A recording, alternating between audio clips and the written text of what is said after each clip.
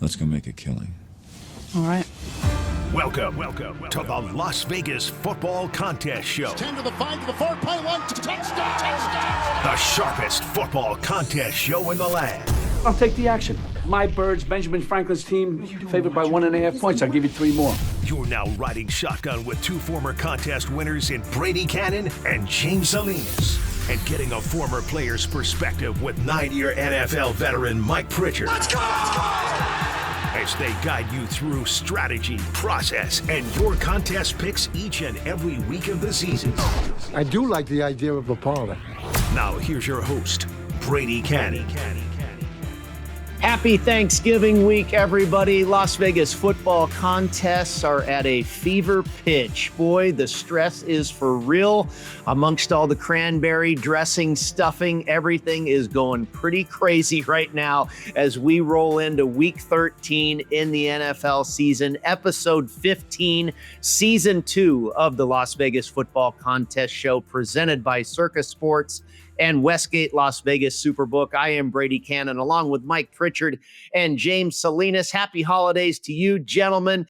A belly full of turkey and maybe some good football picks on the way. We'll see if we can put together some good insight for everybody this year on the holiday weekend, the first of 2 holiday weekends, of course, as we wind down the stretch of the NFL season in 2025. Let's take a look at what happened in week 12. A bad week for the consensus plays in the Against the Spread contest, the SuperContest, and the Circa Sports Million. Both went 1-3-1. We were average. We did better than the consensus. 2-2-1 in Circa, 2-3 in the SuperContest. The consensus, a combined between the 2 contests now, under 40%. 46, 71, and 3. Not a whole lot of carnage in Circa Survivor in week 12, but week 13 is off to a rocky start. Of course, Thanksgiving is a separate week. If you survive Thanksgiving, you roll in and have to make picks again for this Sunday slate. All the dogs won outright on Thanksgiving. 13 entries out with the Lions, 78 entries out with the Chiefs, 269 entries out with the Baltimore Ravens in their loss to Joe Burrow in the Cincinnati Bengals. 538 entries remain, and 489 of them are on the Philadelphia Eagles on Black Friday. By the way, it's the last week for SuperContest College. D. Fleming 22 is in first place with 60.5 points, and our friend Chris Felica, Bear Bets, currently in 8th place with 56.5 points. Gentlemen, let's get going here. We did not, of course, take any of the Thursday game. That's a rule for us here on the Las Vegas Football Contest Show. It's Sunday only for this crew, and we begin in Indianapolis, where they will welcome the Houston Texans to town, a division game for the Colts coming off of a loss, facing the all-of-a-sudden red-hot Houston Texans. And Davis Mills, it looks like C.J. Stroud is back this week, James. Well, and the defense. The defense has carried this football team, one of the best defensive lines across the board in the league, and they've really shown up. We've seen it on the bookends with the pickup of Daniel Hunter, as well as now Will Anderson, although he did pop up on the injury report yesterday with a chest injury. Was fine on Wednesday. Who knows what happened over Thursday night, but thinking about where this team is now, coming back, getting back into that race in the AFC South, and with the Colts having that loss and losing 2 out of their last 3, you look at the Colts schedule, Pritch, and this is not an easy schedule coming up for Indianapolis. So this isn't a foregone conclusion that they're going to win this division. You think about where the Colts are right now, having to face this Texans in this defense, then they're going to have to go from there. They don't have there's not a single game on here that's going to be a layup for them. They've got back-to-back road games at Jacksonville, at Seattle. They got to host San Francisco on a Monday night and then finish up the season at Houston. So I think Houston is right here in this mix. And we know Daniel Jones popped up on the injury report too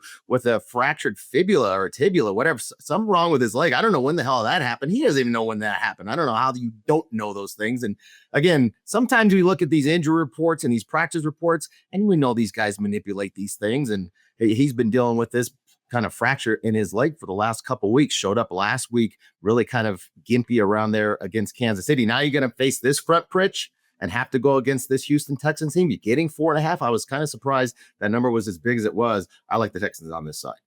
Yeah, getting CJ Stroud back is going to be a lot for the confidence level of the defense, even though Davis Mills played serviceable, right? I mean, he managed the situations and he helped them, propel them to get that big victory over Buffalo. Here's what I was looking at, guys, is, the Texans in the last 5 games have played only one road game, and that was against Tennessee, right? And so you think you factor that in, and here you go again on the road. I mean, they had the comforts of being at home with that defense, and that defense really rose to the occasion, obviously, when you got that crowd and the speed and the ferociousness that they have there. I mean, that aided them big time. But now you're going to go into a hostile environment with that defense. Can you quiet the crowd on the other side? Because CJ Stroud and that offense is going to need every advantages that they can get. Now, they are running the ball better. They are playing more physical.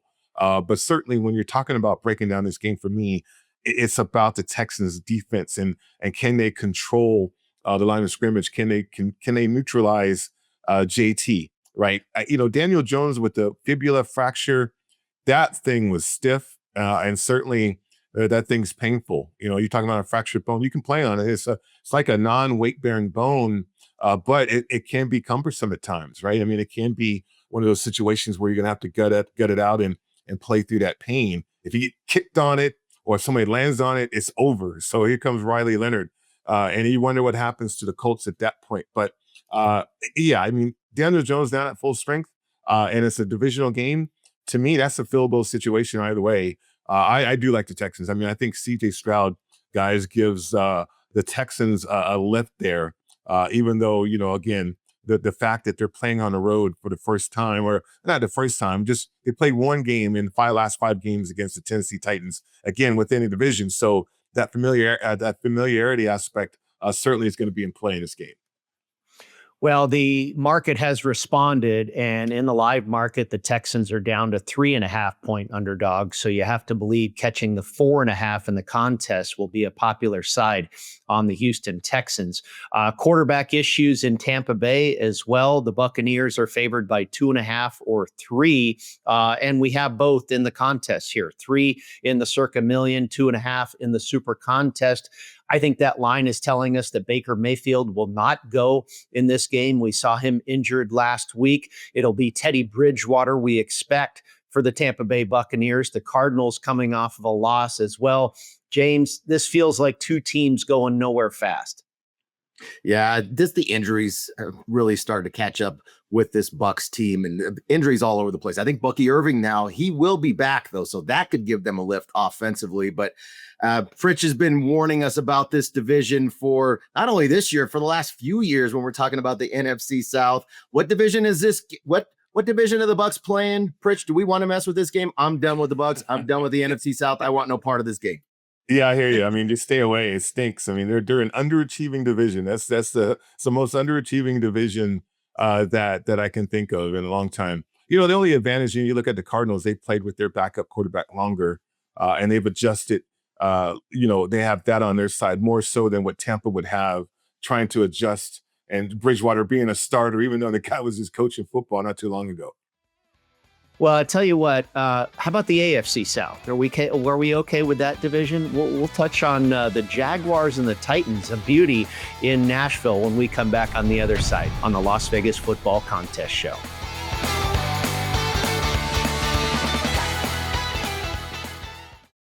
San Diego is home to Wolfpack Hospitality Restaurants, located in beautiful La Jolla. Stop by Cove House, Shore Rider, and Dough Mama Pizzeria on your next trip. Visit Cove House, a top 100 brunch in California, or Shore Rider, serving up margaritas, fish tacos, and a vibe that will make you feel like a regular in no time. For a slice of New York-style pizza with a California twist, it's Dough Mama Pizzeria, where the wings and pizza draw compliments from around the world. Go to wolfpackhospitality.com, and we will look forward to seeing you at Cove House, Shore Rider, and Dough Mama Pizzeria. When the football contest crew isn't busy dominating the field and making plays that leave opponents in the dust, they're doing something just as exciting. They're playing My Vegas Slots. It's a top-ranked, free-to-play mobile app that lets you earn valuable real-world rewards from amazing partners like MGM Grand, Bellagio, and Norwegian Cruise Line. You can score hotel stays, great meals, show tickets, and more just for playing. Download My Vegas Slots today from your favorite app store. And if you're anything like Brady, James, and Mike, we know you're going to love it. That's a winning play you won't want to miss.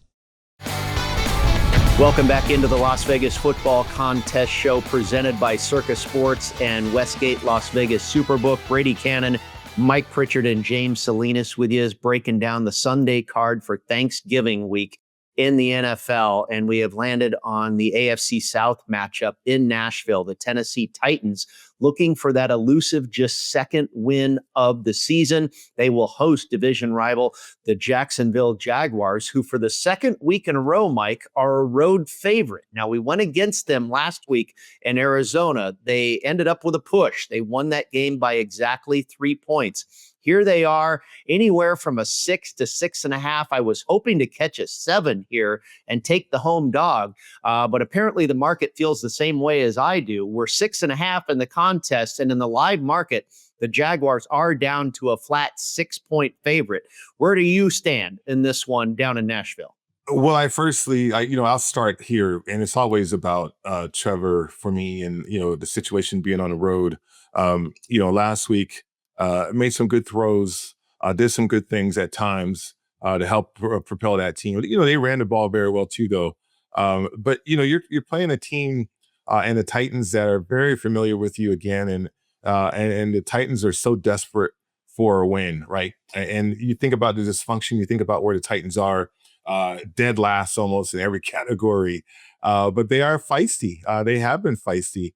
And mistakes made on the road here for a team that really needs to prove itself if they're willing to be that playoff participant.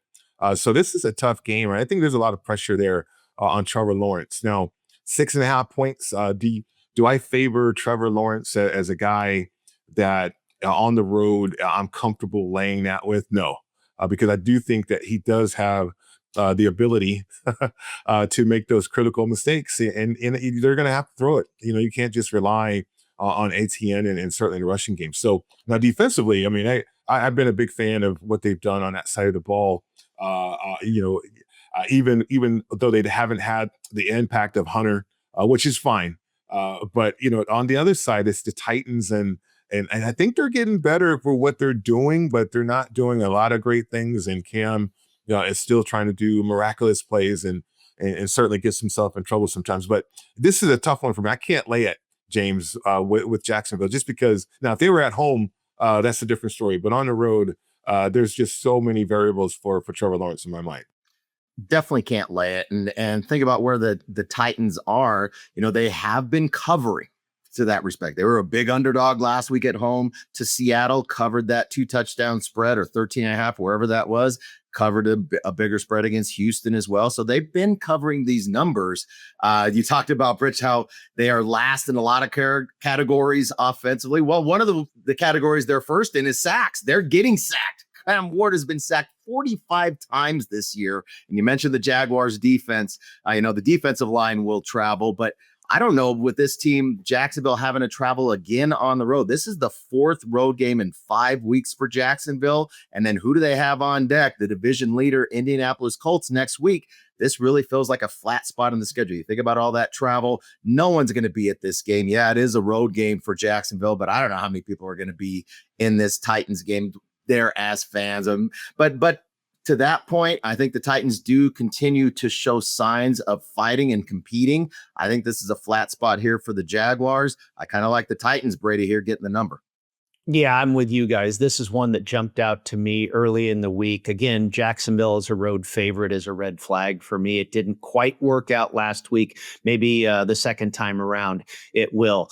Red alert, the NFC South. The Carolina Panthers are at home catching 10.5 points from the Los Angeles Rams. In my book, the best team in the NFL, and the market would show that too. They have become the favorite as far as the conference, the Super Bowl, what have you. This team is absolutely rolling. James, I tell you what, I mean, 10.5 is a lot. And I think it's probably going to be popular because the Rams look so good to lay the number. And that's risky business. But boy, this team is really rolling. They look powerful, does the Los Angeles Rams.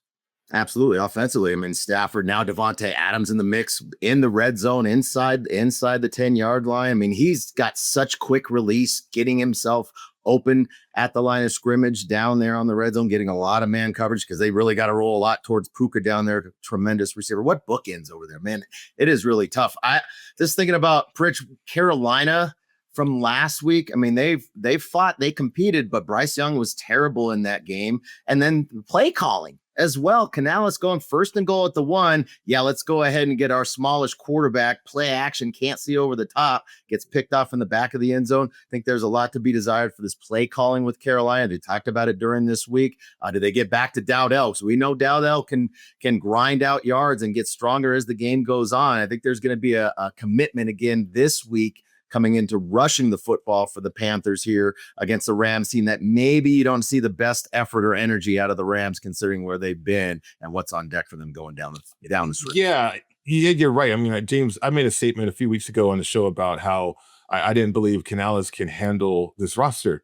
And here's what I mean by that. Dowdell had 6 touches, 6 carries in that game. And you're talking about Hubbard and you're looking at these situations. Okay, you paid one guy and now this other guy, Rico, is a lot better than he is. And so how are you going to handle that situation? How are you going to massage the egos of these professional athletes? I don't think Canales is handling that well. His game plan was indicative of that too. I think he's nervous about putting Bryce Young in certain situations, but then, you're kind of having to do certain things, like you said, to play action inside the red zone there at 10-yard line. You can't just pound the ball in there because you're going from a finesse back like Hubbard to a bruiser and an electric back, and that makes your job easier as an offensive lineman to Dowdell, but you're not handling it right. So I have zero confidence in Carolina and certainly what Canales wants to do. And you're right, Brady. I mean, I think the Rams at the beginning of the year, everybody talked about Matthew Stafford in that back. If there wasn't any questions about that back, I think this would have been a lot of people's Super Bowl favorite. And it's playing out that way so far through the year so far. Yeah, you'd love to have a ticket on Matthew Stafford to win MVP because when that back news came out, I think he went to 40 or something even higher to 1. Now he is minus money to win the MVP in the NFL this year. More NFC South when we come back. The Saints and the Falcons as we continue to break them all down here Thanksgiving week on the Las Vegas Football Contest Show. Want to gamble like the pros? At LasVegasAdvisor.com, you'll find the world's best how-to books, software, and strategy cards featuring blackjack, poker, video poker, and of course, sports betting, including the Stanford Wong Classic Sharp Sports Betting. Don't forget LVA's Member Rewards coupon book, offering discounts on dining and entertainment, including a buy one, get one for the awesome lobster buffet at the Palms, and more than $700 in gambling-free play, match play, and bonus offers. Up your gambling game today at LasVegasAdvisor.com. All right, Mike, I'll start with you. We are headed back to the NFC South, a double dip. And of course, you resided there for many years with the Atlanta Falcons. They're next up. They're on the road at New York. But we'll start in Miami, where the Dolphins are hosting the New Orleans Saints. What do you think about this one, my friend? This one, the Dolphins and the dysfunction of the Dolphins and the head coach situation, can you look across the field now? The dysfunction and the head coach situation with the Saints and you wonder what's going on there as people are just unsatisfied. And I think from a Saints standpoint, you just want to win and you want it to look better. You want to see some improvement. You're not seeing that.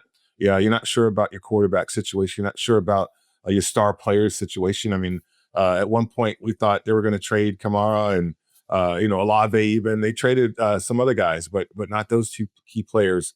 But those key players are out, or they might be out. I mean, they're certainly banged up. The Dolphins on the other side, this is, and James talks about this all the time, this is turned into a pride situation. Not only Tua calling out teammates, teammates kind of responding and key injuries, Tyreek Hill, and then McDaniel too from a head coaching standpoint. Once we saw that blow up between the running backs coach, Duberville, and one of the running backs, I think that was an embarrassing situation for that coaching staff. And they probably said, you know what, we got to embrace these players a little bit more as opposed to trying to hold on to our jobs. And I think we're seeing that, guys. And I think at least I'm hearing about that. So this is an opportunity for where the Miami Dolphins playing together, playing solid football. I mean, this is an opportunity, I think, to side with the Dolphins here. I just don't see where the Saints are growing and getting better. And Kellen Moore as a play caller, I mean, he's running out of options, James. And in particular, if he doesn't have Olave or Kamara out there, I mean, I Taysom Hill and everybody else, I mean, all these guys can only do so much with that football team.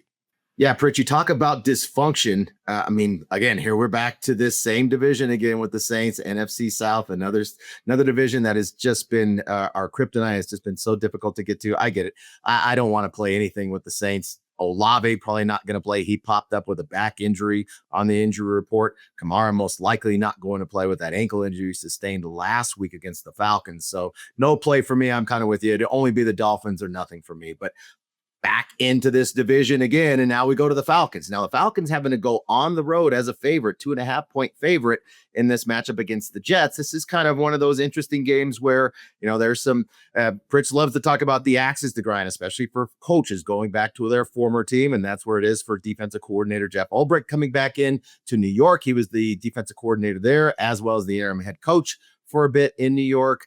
Coming back, but you know, he doesn't get out there and make tackles and have to make plays. And in this game here, for a dome team and the Falcons, Brady having to go on the road to New York, this is going to be a miserable weather game. It is going to be incredibly windy. It is going to be rainy there. And I think for a team like the Jets that's used to playing in bad weather, man, can we really get behind the Jets? I kind of can here as a small dog playing at home against the Falcons.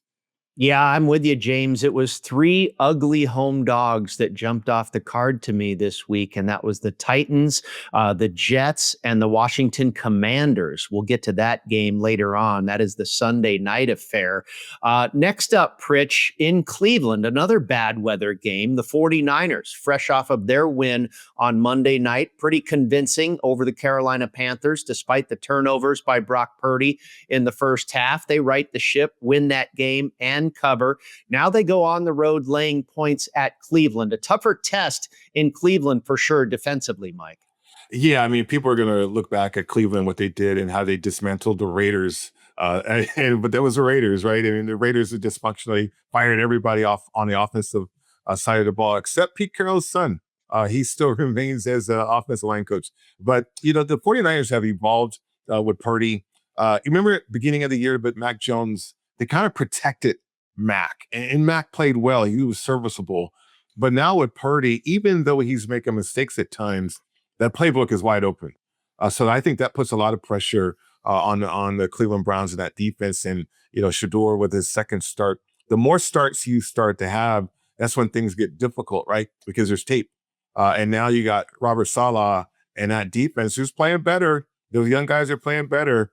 They can dissect a little bit more of tendencies of a Shador Sanders. So that's going to be tough for Cleveland, even though they haven't really been able to score a lot. I like the 49ers in this matchup, bad weather and all. Yeah, it was a nice soft spot for Shador Sanders to make his NFL starting debut against the Las Vegas Raiders. Congratulations to him. This one might be a little different at home against the Niners. We're back with more in just a moment. Stick around. It's the Las Vegas Football Contest Show.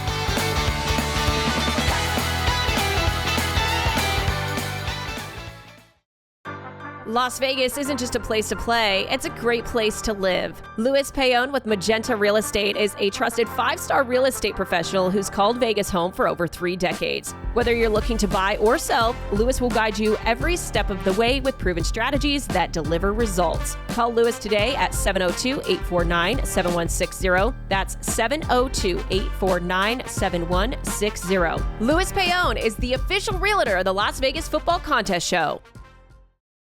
Welcome back in. It is the Las Vegas Football Contest Show presented by Circa Sports and Westgate Las Vegas SuperBook. Happy Thanksgiving here from the program, the Las Vegas Football Contest Show, which you can find online at footballcontestshow.com. Everything is up there, our picks, our record, our sponsors, everything you need to find out more about the Las Vegas Football Contest Show at footballcontestshow.com. Gentlemen, it is time to shift over to Survivor mode, and this is the gauntlet. We have talked about it.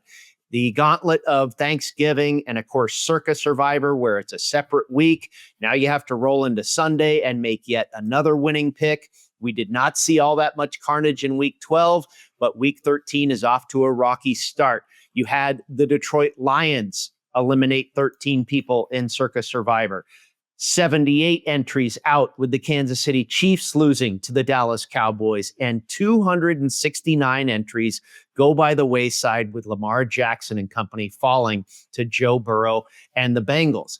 Now, the Eagles will get going on Black Friday, where you have almost 480 entries on Philadelphia to take care of the Bears, and you only have less than 550 entries still alive in Circa Survivor. So who knows? By the time we get through Thanksgiving week and into Sunday, there might only be a handful of entries left in this contest. Circa Grandissimo is down to just 3 remaining entries, and they are all Eagles fans today. So Survivor really getting crazy. Now, if you make it to Sunday, Mike, I'll start with you. There are 4 big favorites on the board that we have yet to discuss: the Rams, the Seahawks, the Chargers, and the Patriots. If you have any of those 4 teams available, I got to imagine that's the direction you're headed. Yeah, I mean, I would think so. I would believe so. Although we are seeing the league kind of catch up to itself, and in other words, you're seeing more and more upsets. I mean, just let alone on Thanksgiving, we saw 3 upsets from underdogs, and we're seeing underdogs kind of catch up to certain situations. Even we just talked about the Seattle Seahawks. You know, they didn't cover that number against the lowly Titans. Now, does home field matter? I mean, you look at from a straight up situation, it's over 70%. Talking about home favorites. So I think it does come into some consideration. But these teams, Tom Brady said this during a broadcast, his game on Thursday. You pretty much are who you are, and okay, how do you become better from here? Do teams understand how to become better from here? Like people have your tendencies, they have everything about you, every data point imaginable, but now you have to evolve as a team to overcome all that, especially now in the particular calendar situation that we're in. So to me, there's only a few teams that understand that. I mean, the Rams, they clearly understand that, having won a Super Bowl with this quarterback and this coach. And so as we watch the Rams, they're getting better. Seattle, they're overcoming a lot of mistakes from Sam Darnold, and that right there is an interesting, intriguing situation. The Chargers are getting healthy, I think, or they just adjusted to Justin Herbert in a new role, and these playmakers that they have, but then defensively, tremendously improving right there on that side of the ball. And then the Eagles got about their business, guys. I think Fangio still is a premium situational play caller from a defensive standpoint. They really make it difficult for you scoring in the red zone. And then on offensive side of the ball, Jalen Hurts has turned into this pocket passer, but we're starting to see a little bit of him running it now.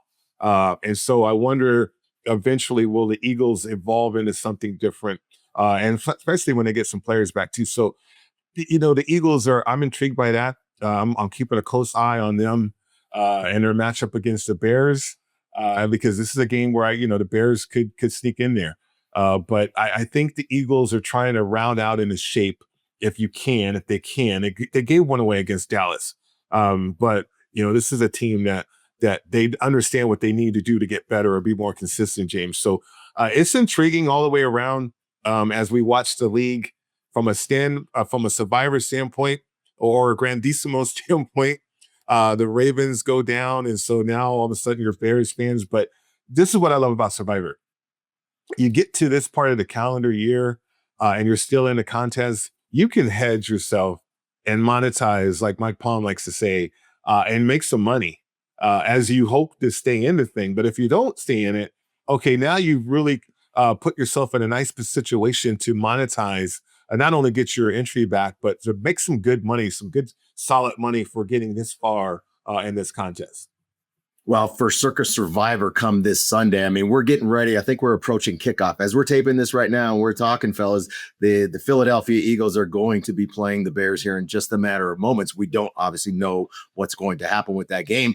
If the Bears end up winning that, and so it'll be fun to watch this and see what happens. If the Bears end up winning that, you're going to have 49 entries left in Survivor. So how does that change from talk about monetization and going into Sunday if you're one of those 49? So I think there's a lot of Bears fans right now, if you're still alive in Survivor. If you had the Bengals yesterday, or you had the Cowboys or the Packers, I mean, that is a big spot to be in and going to be a fun game to watch. But thinking about if you are moving on, and it's not just restricted to Survivor and Circa. I mean, there's plenty of Survivor contests out there, and you're looking at where these matchups are.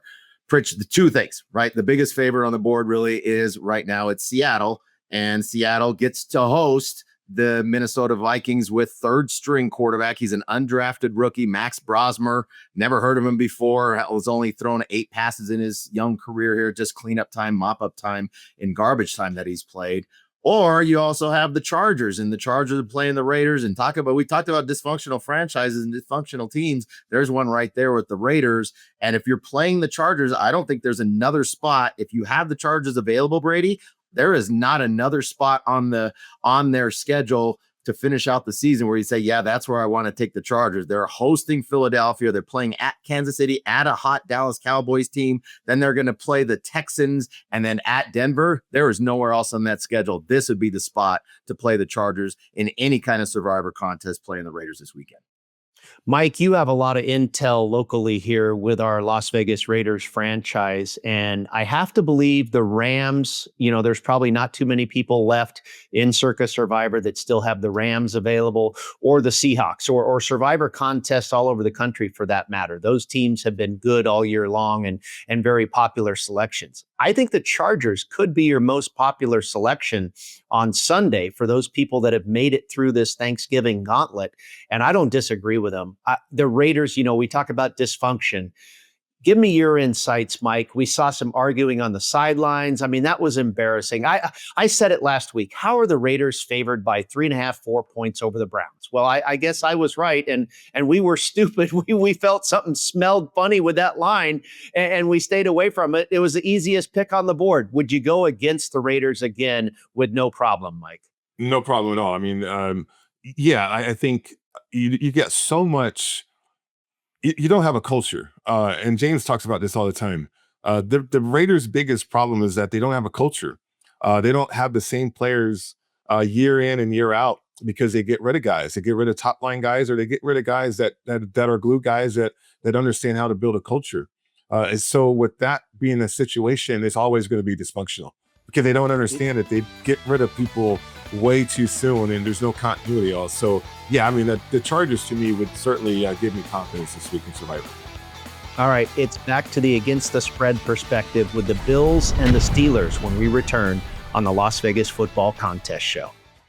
Want to enter the biggest and best football contests in Las Vegas? Look no further than footballcontest.com to get the info you need to succeed. Covering Circa Million, Circa Survivor, Grandissimo, and every super contest at the Westgate SuperBook. Reserve the most trusted proxy service in the business now at footballcontest.com. Maddie and Tony have been leaders in the industry for 20 years. They submit your picks while you focus on picking winners. Experience matters. Go with the pros at footballcontest.com and start winning now. Looking for your next ultimate golf experience? Discover Valley High Golf Club, a tropical paradise on the Las Vegas Strip, featuring lush greenery, water features, Balinese tropical plants, white sand, and black volcanic rock, creating an enchanting atmosphere. Valley High creates a memorable golf experience for a typical foursome, a group celebrating a bachelor or bachelorette party, or your next corporate outing. It's award-winning golf on the Strip, Vegas style. Book your ultimate golf experience now at valleyhighgolfclub.com. Happy Thanksgiving, everybody. It is the Las Vegas Football Contest Show presented by Circa Sports and Westgate Las Vegas SuperBook. Contest season is at a fever pitch right now. We're coming down the wire. It's the gauntlet. It's Thanksgiving week. Everything is on the line, and it is on the line in Pittsburgh for the Steelers and the Bills. The Steelers got a big lift as far as that AFC North division position with the Ravens' loss on Thanksgiving to the Bengals. And the Buffalo Bills, boy, this team, you just can't figure them out. They blow somebody out one week, they lose the next week. They're coming off of a loss to the Houston Texans. Now they roll into Pittsburgh, where they will see Aaron Rodgers back under center for Pittsburgh. And James, when I crunch all the numbers, I come out to the Bills as a 2.5-point favorite. Here they are in the contest, favored by 3. Yeah, they're laying the 3 on the road at Pittsburgh. Look at matchups, and for the Bills, it's all on Josh Allen, and he's fully capable. We saw that 2 weeks ago when they played Tampa, and he had 6 touchdowns, 3 passing and 3 rushing touchdowns for Josh Allen, and playing at the MVP level. But then he goes and turns the football over 3 times the next week against Houston. Now, granted, that's a hell of a defense there with the Houston Texans, but that's been an issue for the Bills recently. The last 3 games, they've turned the ball over 3 times in each of those games, and it was the heroics of Josh Allen to have to pull that game out against Tampa a couple weeks back. Their run defense, and it's been suspect all season long. That's been the weakness coming in. It's kind of been their weakness for the last couple of years. It's just been a smallish team up front, especially in the middle, right? Their front 7, in particular, the linebacking crew. The secondary was always the point of strength for this Bills team, but they've had a lot of turnover and attrition this past couple years coming into this season as well for the Bills. So defensively, it's really been a struggle. Although, Pritchard, look at this game here with the Steelers and the matchup. And, I know Aaron Rodgers is coming back, but, Aaron Rodgers doesn't play defense. He doesn't tackle. He doesn't rush the passer. We didn't see a whole lot of that out of the Steelers defense last week and getting throttled and giving up as many points as they did to the Chicago Bears. This is a tough game for me. It's going to be a fun game to watch. It's going to be a high-level, high-intensity game in the AFC. I'm not really sure where I want to go. I don't think I can go with this game. I just don't have a good feel for this game. I don't like where Buffalo has been defensively, but I don't think the Steelers and what they're doing offensively really takes advantage of some of those weaknesses defensively for the Bills, because the Steelers are not a team that I see rushing the football. Really, it's short passing game from Rodgers. Is that something that's going to sustain here in this matchup, or does Josh Allen just do his heroics on the road and get a win in Pittsburgh? Yeah, I think we're running out of heroics a little bit for Josh Allen. Look at Lamar Jackson. These guys, even Patrick Mahomes to a certain extent, they're up in age now. We don't look at it that this is year 8 for Josh Allen, right? Same thing with Lamar Jackson, same draft class. Patrick is a year ahead of him, but we're so used to everything being so easy for these guys. But these guys are getting older now, and I talk about this the whole show about evolving, and you wonder what the Bills can evolve into. Can they lean on Cook? He's banged up a little bit. They got 2 offensive tackles, I believe, that are going to be out, Deion Dawkins and Spencer Brown in this game. So now you got the Steelers on the other side with what they want to do with the zone blitz and everything like that, and certainly try to neutralize Josh Allen. And can Josh Allen turn back into that running Josh Allen? I don't know if the Bills want to risk that. They would rather see him throw the football than take over and run it, because they want to save him for the playoff run. But they got to make the playoffs. I think they're a desperate team. They haven't had to be this desperate in quite a while. And I wonder, from a pressure standpoint, can they handle that? The Steelers, they're going about their business. They can thank the Bengals for knocking off the Ravens a little bit here, but this is a chance for them to take control over their destiny a little bit. I think Tomlin will get the response that he wants. Rudolph coming in there as a quarterback, we saw Arthur Smith be able to call the game.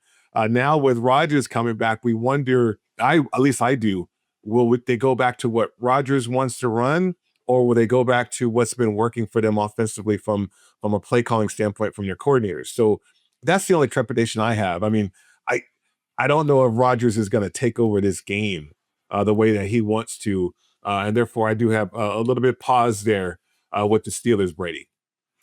Well, I tell you what, let's move on to the nation's capital, where the Washington Commanders will host the Denver Broncos on Sunday night. And this is an interesting situation. We expect that it'll be Marcus Mariota at quarterback once again for the Commanders. And James, you know how I like to treat bye weeks. Both of these teams are coming out of a bye week. The Denver Broncos have won 8 games in a row. The Washington Commanders have lost 6 games in a row. Now, who's the bye week good for?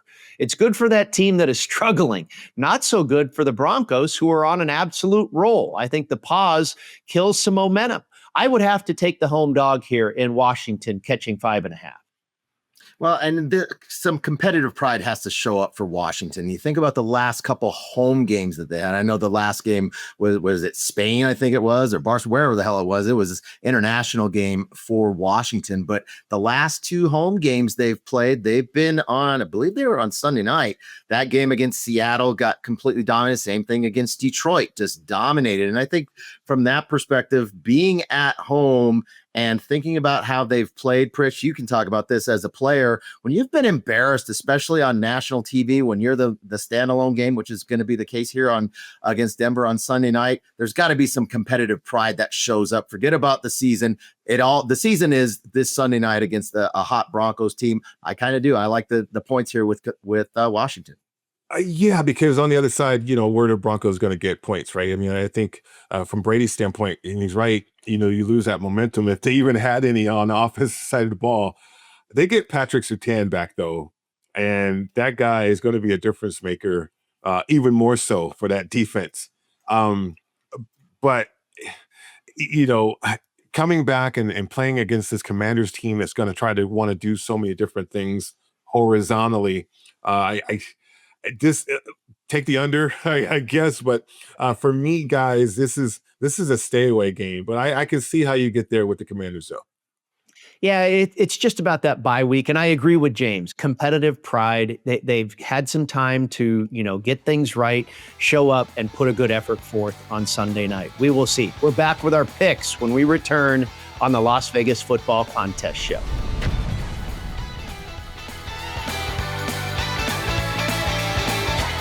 Steiner's, a Nevada-style pub, invites you to play the best keno and video poker in Las Vegas. Promos are how we roll, so make the most of your gaming dollars with ongoing promotions, daily free play, bonuses, and more. With a chance to win Knights, Raiders, Aviators tickets, and big money with all those jackpots. It's not only great gaming at Steiner's, it's the 24 awesome rotating draft beers and the best appetizers to match. Steiner's, the Nevada-style pub, with 3 locations across the Vegas Valley. Steiner's, I love this place. Welcome back in. It is the Las Vegas Football Contest Show presented by Circa Sports and Westgate Las Vegas SuperBook. Brady Kannon, James Salinas, and Mike Pritchard here with you on Thanksgiving week in NFL contest land in Las Vegas. Here are our picks for week 13. And we've got really 2 different cards here. In Circa Millions, we are actually on the outside looking in a possible long shot to cash in the quarterly prize, but we have to go rogue. We have to go oppo. We got to go contrarian and hope that we go 5-0 with some very unpopular selections. So that's where we're headed. We're going to lay the bad number, 5.5 with the 49ers on the road against the Browns. We're going to lay the bad number, the 6.5 with the Jaguars on the road in Nashville. We're going to take the 3 with the Arizona Cardinals at Tampa Bay. We'll take the 3 in Pittsburgh with the Steelers, and we will take the 7.5 on Monday night with the Giants. Now, in the Super Contest, we are not in the running or anything like that for one of their mini contests. We're going to play it more straightforward. We'll take the 49ers -5. We'll take it with the Texans +4.5. The Jets as a home dog +2.5. The Titans +6.5 against those Jaguars, who we selected in the Circa contest. And then the Commanders on Sunday night +5.5, having lost 6 in a row coming out of a bye week. James, I'll throw it to you for an assessment, a little bit on our contest theory and also the Monday night, or the one game we have left to cover on the show. That's what it comes down to. I think because the Monday night play, and this is just, I can speak from experience. The first year, the Circa Millions #1, the first year was 2018, 2019, whenever that was. It was right here at this time. It was actually the week before Thanksgiving. I was right there in the mix for that quarterly prize. And one of the contrarian pieces that I made sure that I did was I had to play the Monday night. It didn't really matter which side I was taking for the Monday night, because if it came down to the fact that if it came down to Monday night and I had the entry and I had an opportunity to win that, I could go on the other side. That's exactly what I did. I actually flew out to Vegas. Sports betting wasn't legal here. I was betting locally, but I couldn't get down like the 35,000 that I wanted to put down to hedge that. So it was really key for me to play that Monday night game, which I did from a contest theory perspective. And that's what we're doing here, taking the Monday night play with the Giants. Now, breaking down the game, Pritch, I like the Giants here. I mean, we know Jackson Dart's going to come back at the quarterback spot, and he brings a lot of juice and a lot of energy to that offense. But it's really the injuries that we saw last week for New England, in particular up front. The rookie left tackle and left guard are both going to be out. Now, that was a big question mark coming into the season for the New England Patriots. What was that offensive line going to look like? Well, they did a hell of a job drafting those guys. They have really solidified that left side of that offensive line. They are not going to be there. And Morgan Moses is out or not out, but he is questionable with an illness. There's just a lot of issues going on up front for this New England Patriots offensive line. And for somebody like Drake May, and we've seen it all season long, Pritch, he's not afraid to stand in there and hold that ball for that last fraction of a second to make that throw down the field. Takes a lot of hits, takes a lot of licks, hard hits. I think he's going to get hard hit again in this game, because it's just in his nature to hold that football with a lot of backups on that offensive line. I like the Giants here plus that number, Pritch. Yeah, same here. I mean, I think the outlier situation, one of the biggest ones has been the Patriots.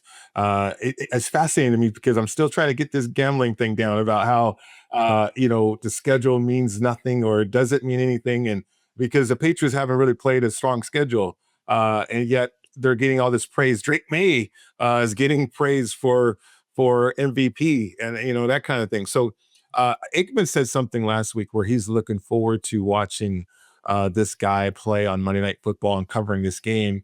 So I wonder, underneath, behind the curtain here, how is Drake May handling this spotlight? This kind of thing. This is a different animal, Monday Night Football, and, the position that the Patriots are in. Vrabel as a head coach, I think he's able to help them navigate it. But, the Giants with Jameis Winston, I mean, they almost 400 yards throwing the football. And they discovered something in terms of how prolific they can be.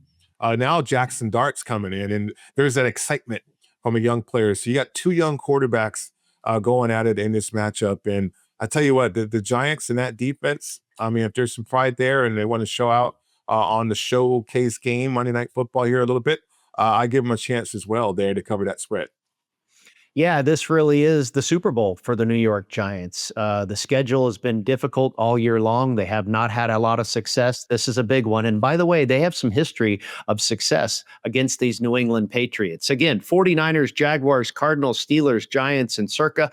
49ers, Texans, Jets, Titans, Commanders in the SuperContest. Happy Thanksgiving, everybody. Thank you for tuning in. We'll catch you next week right here on the Las Vegas Football Contest Show. Thanks for tuning in to the Las Vegas Football Contest Show. Don't you just love football? God, what a fun sport. Subscribe today on YouTube, Spotify, and Apple Podcasts to receive weekly alerts as soon as the show's available. Good luck with your contest selections. Pay that man his money. And we'll talk to you next week.